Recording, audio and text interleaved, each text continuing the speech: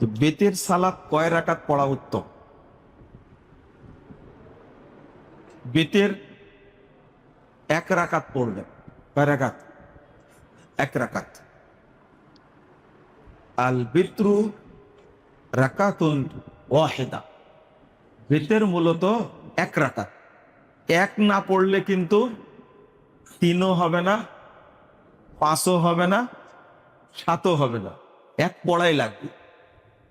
কেন বললাম এক রাকাত পড়বেন? কারণ হলো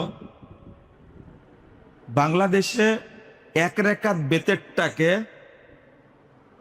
এই মাযহাবিরা ডিলিট করে দিয়েছে, একবারে মানে বাংলাদেশ থেকে উঠাই দিয়েছে। এক রাকাত বেতেরকে মাযহাবিরা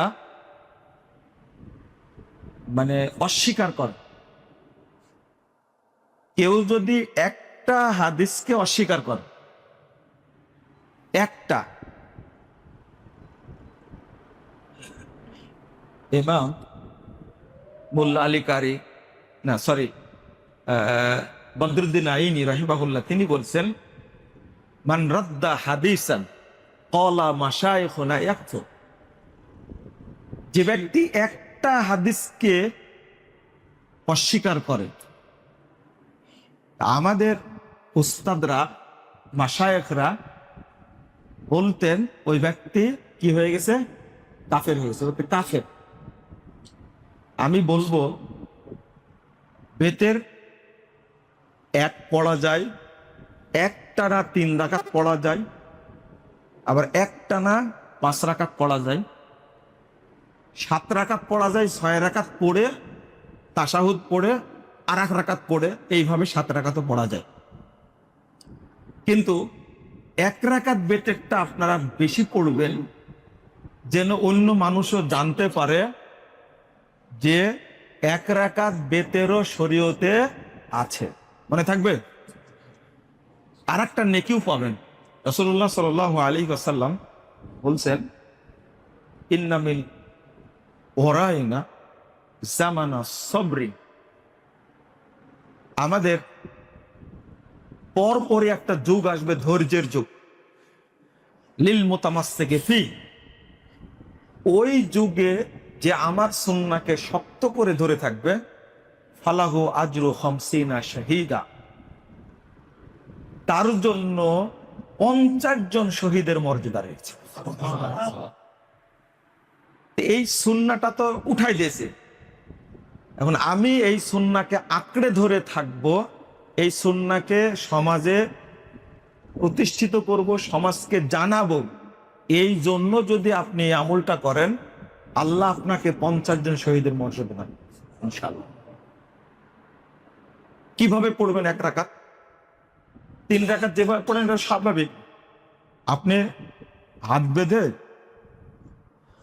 প্রথমে সানা পড়লেন, তারপরে সূরা ফাতিহা পড়লেন, এরপরে সূরা ইখলাস পড়লেন, এরপরে আপনি ইখলাস পড়া যখন শেষ হয়ে গেছে তখন এমনি হাত তুলবেন।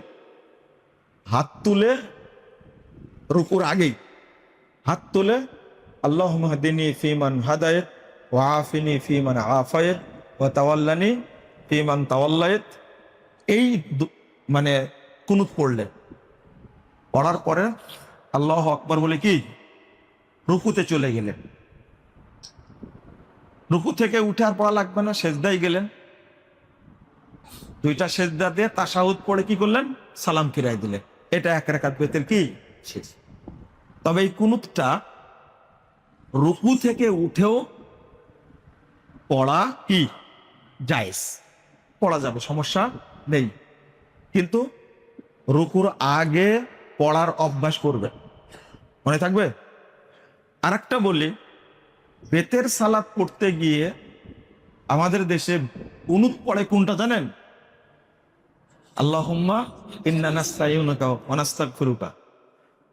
এইটা কিন্তু বেতেরের কুনুত না, এটা হলো কুনুতে নাজেলা।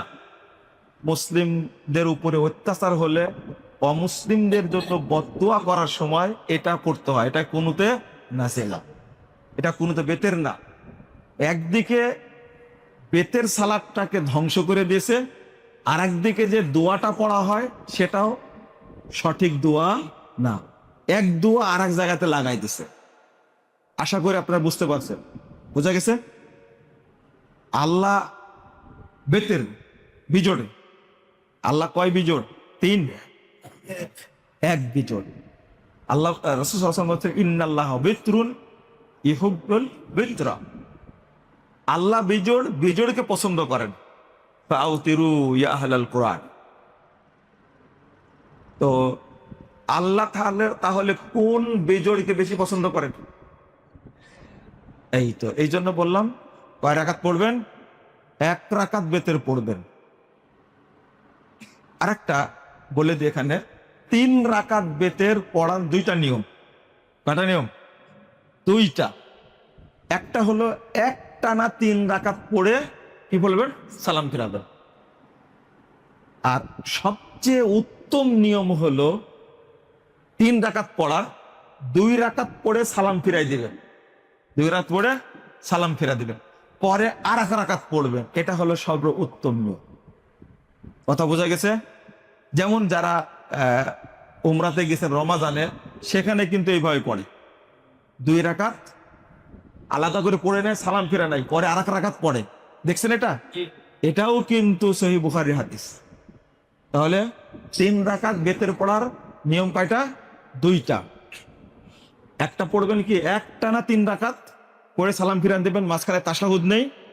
আর 2 নম্বর হলো 2 রাকাত পড়ে সালাম ফিরা দেবেন, দিয়ে আর 1 রাকাত পড়বেন। এটা হলো উত্তম নিয়ম, মনে থাকবে? আর যেটা চালু আছে 3 রাকাত, 2 রাকাত পড়ে তাশাহুদ পড়ে আর 1 রাকাত পড়া মাগরিবের মতো, এই হাদিস সঠিক না। এইভাবে বেতের পড়া যাবে, মনে থাকবে? জাযাকুমুল্লাহ খাইরান।